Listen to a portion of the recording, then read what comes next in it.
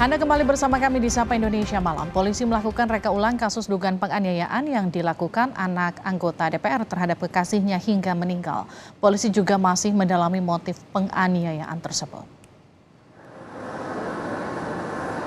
Polrestabes Surabaya menggelar rekonstruksi kasus dugaan anak anggota DPR yang menganiaya kekasihnya hingga meninggal. Rekonstruksi digelar di tempat parkir salah satu mal di Surabaya. Reka ulang juga dilakukan di tempat karaoke yang menjadi tempat penganiayaan. Selain tersangka, polisi juga menghadirkan sejumlah saksi, termasuk 5 teman tersangka yang ikut karaoke.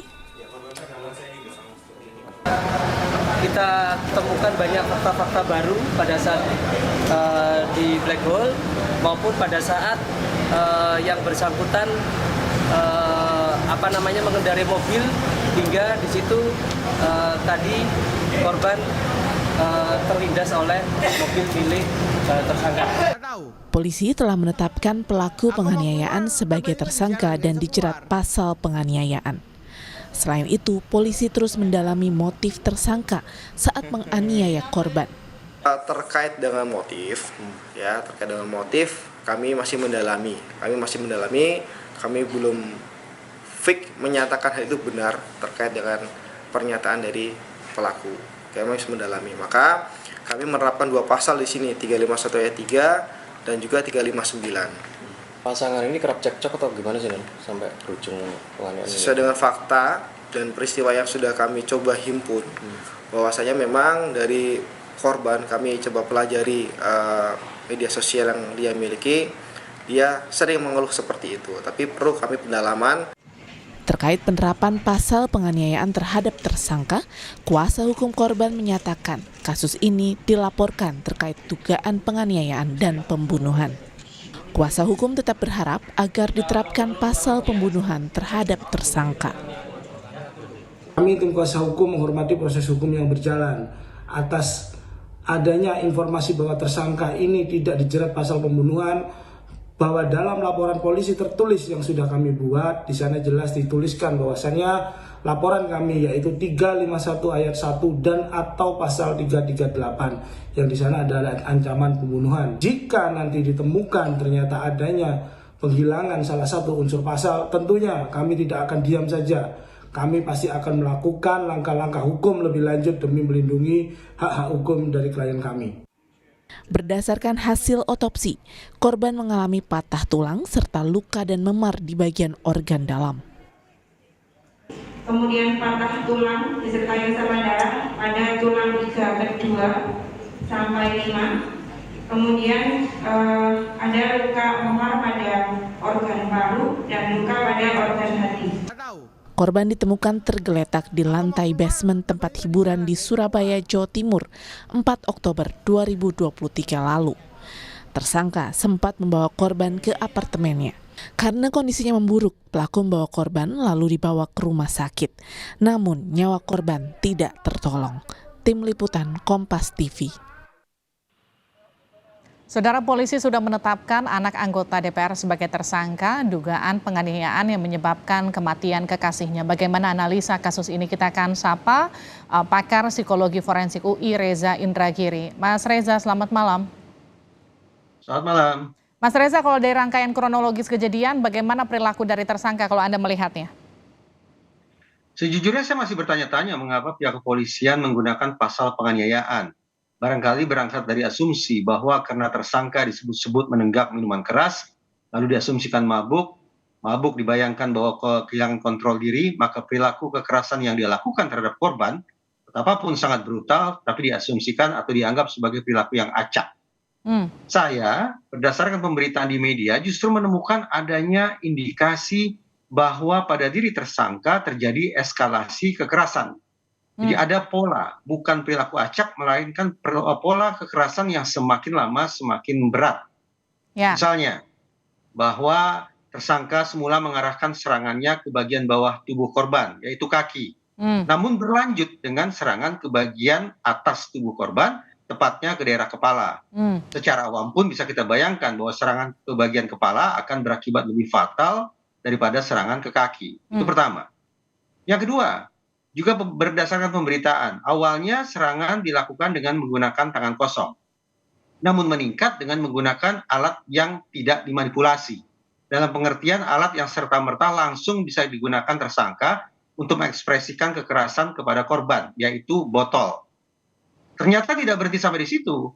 Kekerasan berlanjut, eskalasi lagi, yaitu berikutnya menggunakan alat yang dimanipulasi, yaitu instrumen yang harus dinyalakan mesinnya, kemudian dikemudikan sedemikian rupa, agar kemudian bisa menabrak tubuh korban dan berakibat fatal. Nah, pergerakan atau pola eskalasi sedemikian rupa, saya anggap sebagai manifestasi bahwa betapapun tersangka disebut menenggak minuman keras, tetapi sangat mungkin dia masih memiliki kesadaran hingga derajat tertentu yang membuat dia bisa mengatur polanya sedemikian rupa. Namun alih-alih mengatur atau mengontrol perilakunya untuk menghentikan perilaku kekerasan, tapi justru dengan cara melanjutkan bahkan meningkatkan bobot kekerasannya. Jadi menurut analisa Anda, mau izin saya potong. Jadi menurut analisa Anda, tersangka ini menyadari atas tindakannya, dia menguasai penuh tindakannya ketika melakukan penganiayaan yang berujung kematian korban. Tepat. Sekali lagi, walaupun yang bersangkutan disebut meminum minuman keras, tetapi masih ada kontrol pada dirinya. Namun alih-alih kontrol itu dimanifestasikan dengan cara menghentikan atau menurunkan bobot kekerasan, tapi justru dengan cara melanjutkan bahkan meningkatkan dalam kurung mengeskalasi perilaku kekerasannya. Sehingga patut juga diduga kuat bahwa tersangka pun sudah memikirkan atau berimajinasi tentang kematian korban akibat perilakunya tersebut. Itu yang kemudian ingin saya tanyakan, ketika kuasa hukum korban kemudian meminta polisi juga menerapkan pasal 338 pembunuhan berencana, ini menurut Anda tepat? Oh tidak, saya per detik ini masih belum berpikiran ini merupakan 340 atau pembunuhan berencana. Tapi alih-alih penganiayaan, masuk akal kalau diinvestigasi kemungkinan bahwa ini pasal 338 alias pasal pembunuhan. Mengingat sekali lagi ada eskalasi perilaku kekerasan pada diri tersangka yang patut diduga kuat pada saat yang sama tersangka sudah memikirkan atau bisa membayangkan bahwa korban akan meninggal dunia akibat perbuatan kekerasannya tersebut. Jadi pasal yang tepat itu 338 bukan 340 ya Mas Reza. Tapi kemudian jadi pertanyaan gini, ini kan ramai juga di media sosial, korban sebelumnya sempat curhat bahwa penganiayaan kerap terjadi, bukan kali ini yang pertama, dan nampak sudah biasa dilakukan oleh tersangka begitu.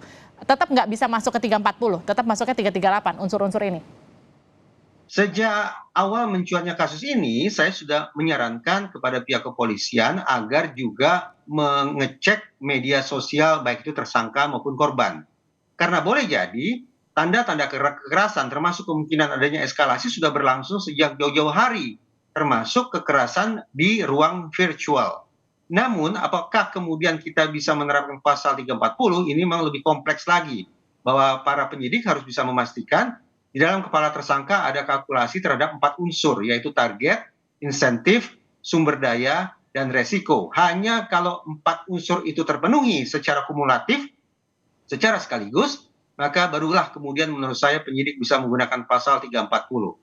Namun mengesampingkan itu 338 atau pembunuhan masuk akal per detik ini menurut saya.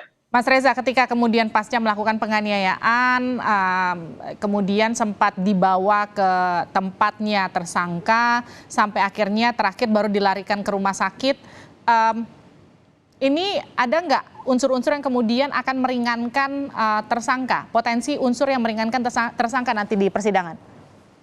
Justru menurut saya rangkaian perilaku susulan sedemikian rupa mempertegas kemungkinan bahwa tersangka ini memang melakukan perbuatan itu dalam keadaan sadar, tidak dalam keadaan mabuk yang menghilangkan kesadarannya. Dia cukup waras, dia cukup sadar, dia cukup mampu mengendalikan atau mengontrol perilakunya. Namun alih-alih menghentikan kekerasan, justru meningkatkan bobot kekerasan itu sendiri. Mempertegas justru. Itu mempertegas bahwa tersangka sadar. Artinya kalau kita bicara tadi yang meringankan, unsur yang semakin memberatkan nanti tersangka itu unsur-unsur apa saja Mas Reza? Kalaulah tersangka tidak mengakui perbuatannya, lalu berdalih saya dalam keadaan mabuk, saya kehilangan kesadaran, tidak mampu berpikir jernih karena barusan saja saya mabuk, dan seterusnya, maka alih-alih saya anggap itu sebagai hal yang meringankan, justru itu patut dianggap sebagai hal yang memberatkan. Karena rangkaian atau pola perilaku tersangka mengindikasikan secara kuat bahwa yang bersangkutan punya kesadaran, untuk mengontrol perilakunya sendiri. Termasuk tersangka ketika menangis, itu meringankan atau justru memberatkan dan menyatakan bahwa sebetulnya tersangka itu sadar? Siapa yang bisa menjamin bahwa tangisan seorang tersangka pelaku pidana adalah tangisan tulus? Kenapa kemudian tidak terbuka ruang spekulasi bahwa tangisan pun merupakan sebuah strategi instrumental yang dilakukan oleh seorang tersangka agar lolos dari jerat hukum atau paling tidak mendapatkan peringanan hukuman. Oke. Baik, terima kasih telah bergabung bersama kami pakar psikologi forensik UI, Mas Reza Indragiri, sudah bergabung di Sapa Indonesia Malam Sehat-Sehat, Mas Reza.